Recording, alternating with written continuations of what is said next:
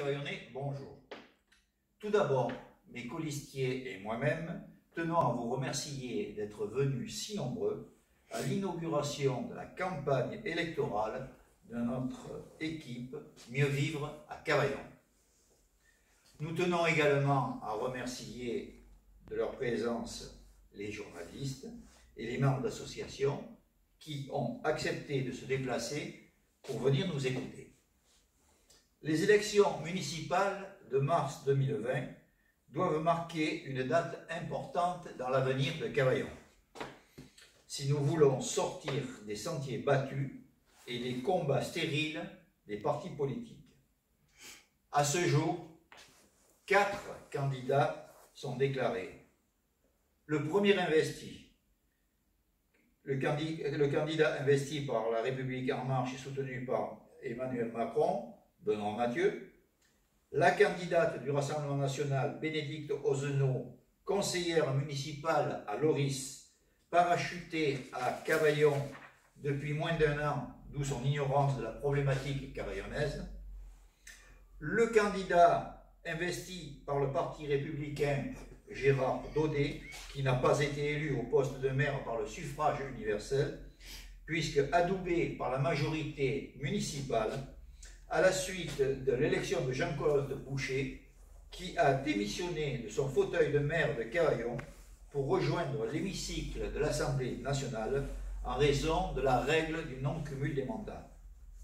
Enfin, notre liste, et je devrais dire la meilleure, Mieux Vivre à Cavaillon, la seule, la vraie, et je dis bien la seule, la vraie, sans étiquette politique, mais composée de Cavaillonnais et de Cavaillonnaises, qu'ils soient de Cavaillonnais de naissance ou par adoption, mais choisis pour leurs compétences et leur envie de s'investir pour notre ville.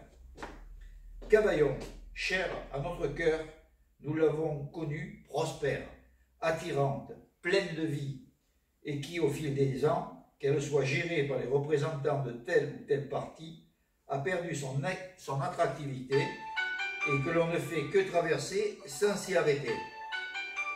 Cela suffit des décisions autoritaires prises par quelques élus sans aucune concertation des Cavaillonnais et des Cavaillonnaises. Avec mes colistiers de la liste Mieux Vivre à Cavaillon, nous nous engageons à nous tenir au quotidien à la disposition de nos administrés. Nous nous engageons à les écouter, mais surtout à répondre à leurs préoccupations. Enfin, nous nous engageons à leur tenir un langage de vérité, sans leur mentir, au travers de promesses démagogiques qui, en fin de compte, ne sont pas tenues ou détournées de leur but initial afin de tromper les Cavaillonnais. Nous, membres de la liste Mieux Vivre à Cavaillon, nous refusons et nous refuserons au cours de cette campagne de promettre à quiconque des choses irréalisables, ce qui ne veut pas dire pour autant que nous manquons d'ambition. Nos engagements sont pourtant clairs et chacun d'entre vous a pu en prendre connaissance. Aujourd'hui, c'est l'inauguration de notre local de campagne Mieux Vivre à Cavaillon. Et ce n'est pas encore le moment de développer en détail notre programme, ni la composition définitive de notre équipe. Néanmoins, nous pouvons annoncer d'ores et déjà la création d'un poste d'adjoint ou adjointe à l'environnement et à la transition écologique, délégation qui, selon nous, prend toute son importance au vu du changement climatique et des catastrophes qui, faute d'anticipation, ont frappé de nombreuses régions de France. Le tout béton ou le tout voiture ne doivent pas faire partie de notre avenir. Il faut que nos villes et nos campagnes puissent respirer. Il faut que l'automobile et les modes de déplacement doux trouvent leur place dans notre programme en développant les pistes cyclables, repensant le système du stationnement en ville. Il faut enfin favoriser une agriculture locale en redonnant à nos concitoyens la possibilité de cultiver des parcelles parfois municipales laissées à l'abandon en l'attente d'une hypothétique industrialisation que nous devons maîtriser pour le bien de tous et surtout celui de nos enfants.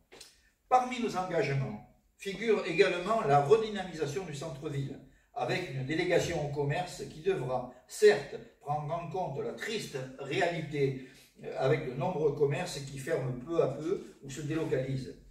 Il n'est nul besoin de chercher ces commerces. Les façades borgnes nous en rappellent la triste réalité. Rien que ces derniers jours, nous avons pu entendre les rumeurs qui deviendront hélas des réalités, annonçant la fermeture définitive de l'enseigne Julia, proche de la mairie, mais aussi celle de Diana, place de la République, la délocalisation de la bijouterie Antonin et du coiffeur, toujours place de la République, et de bien d'autres encore. Le ou la titulaire de cette délégation aura bien sûr fort à faire. Nous devrons l'aider en favorisant la préemption des locaux vides, en créant des manifestations et en allant, tel un VRP, vendre nos commerces lors des salons, comme le font d'autres villes. Cela passera bien sûr par une refonte du service de la communication de la ville, qui devra favoriser cette redynamisation par de nombreuses actions que nous développerons lors de notre programme. Nous nous engageons également à redéfinir les missions de notre police afin que chacun d'entre nous se sente bien dans sa ville, à favoriser la vie associative et à la mixité sociale indispensable à la recherche du bien vivre ensemble. Comme certains d'entre vous auraient aimé que nous en parlions du problème des transports urbains, c'est une chose importante pour notre ville, mais hélas, c'est la communauté d'agglomération qui est seule compétente dans son domaine. Cela ne veut pas dire que nous resterons inactifs après le 22 mars. Cavaillon étant la ville la plus importante de la communauté d'agglomération, nous siégerons de façon majoritaire dans cette assemblée et apportera les corrections qui s'imposent, qu'il s'agisse de capacité ou de choix des lignes. Comme vous le voyez, la tâche est immense, mais notre équipe Mieux Vivre à Cavaillon en relève le défi.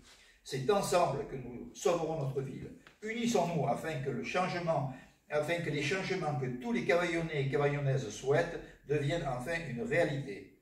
Notre équipe Mieux Vivre à Cavaillon va se battre avec le cœur et vous remercie de votre attention. Un seul mot pour la fin, ensemble nous gagnerons. Merci.